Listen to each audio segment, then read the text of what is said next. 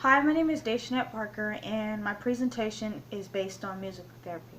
So, as we all know and believe, music is everything, music is pretty much life. My presentation will basically explain further. So, there's two forms of musical therapy. Musical therapy can be known as receptive and active. Receptive meaning the therapist chooses music for you to listen to as a patient. It promotes a mood boost. It decreases your stress level, pain, anxiety, um, and promotes relaxation. Active musical therapy is where the patient makes the music by singing, dancing, playing an instrument on their own, and so forth.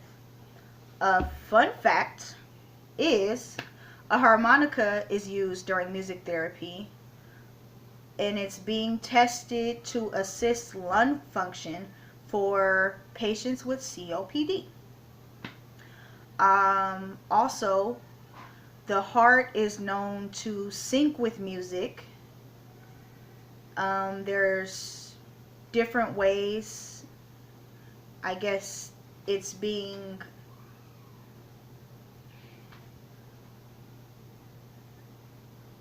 there's different ways it's being used to research such. So there's a term called trance music, which is similar to EDM, which is electronic dance music. It started in the 1990s. It maintains 130 to 160 beats per minute. And even though it seems very upbeat, it is known to keep a person relaxed. You can experiment with different songs that will affect your heart rate, which is Let the Body Hit the Floor, Who You Are, and the song I Feel Like Dying. The power of music is beyond our understanding. Music therapy is a real and large profession. Music therapy is a form of treatment, it's a medicinal treatment. There's something called indirect therapy, which is where musicians that play music at your bedside, musical practitioners, the piano players downstairs at hospitals in the lobby, when nurses turn on background music when they're doing studies or research, when the choirs come and sing, the list goes on. There are different medical disorders that are acknowledging that music therapy can be beyond beneficial to help, I guess, elongate life and decrease the effect it has on your body. So, one of the medical disorders is heart disease. It helps with your heart rate, your respirations, your blood pressure, and it helps a lot of people who have coronary heart disease. It helps increase your motor skills if you have strokes. For people with aphasia, it helps non-fluent aphasia patients are now able to sing to communicate the help that they need within therapy. It helps with psychiatric disorders such as PTSD and the trauma exposure. It helps with your interaction functions after such traumatic situations. I learned that in 1999, the first program for musical therapy was created in Africa, Pretoria, South Africa to be exact.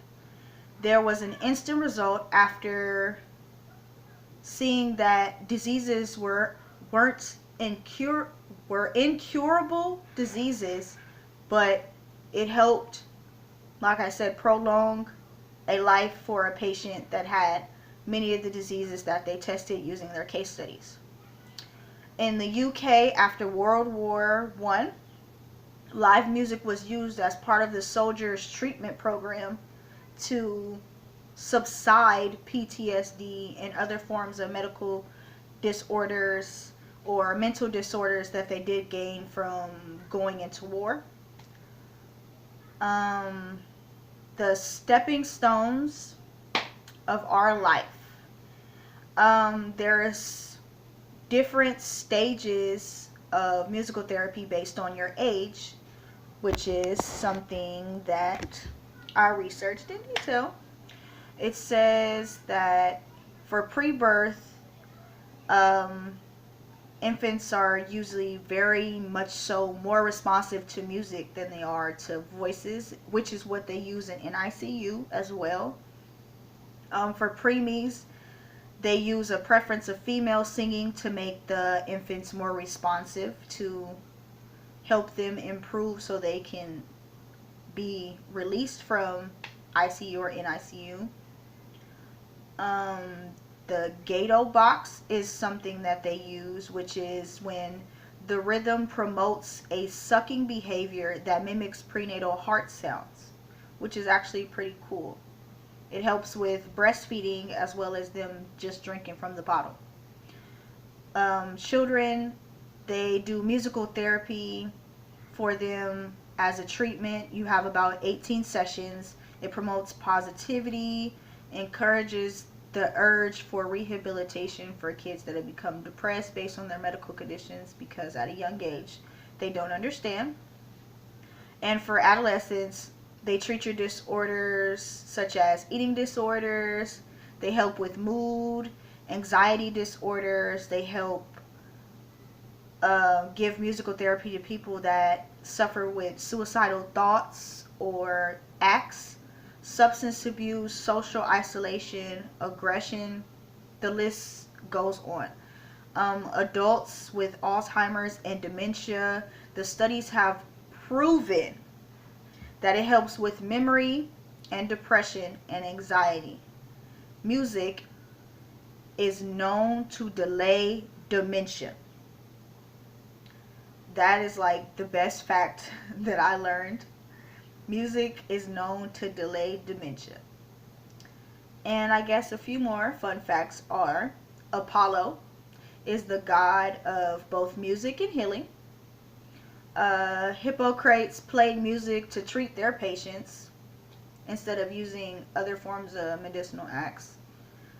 I learned on YouTube, if you search up focus music, brain power music, or study music, it can actually increase your grades or testing abilities and helps you focus better while you're doing your assignments because it releases dopamine, which is helping you focus and improves your health and physical health. So to end my presentation, I believe you should continue to use music, listen to music as much as you can, find music or a playlist of music that is positive, and I am more than sure, based on my research, it will help. An apple a day might keep the doctor away, but music is the best form of medication.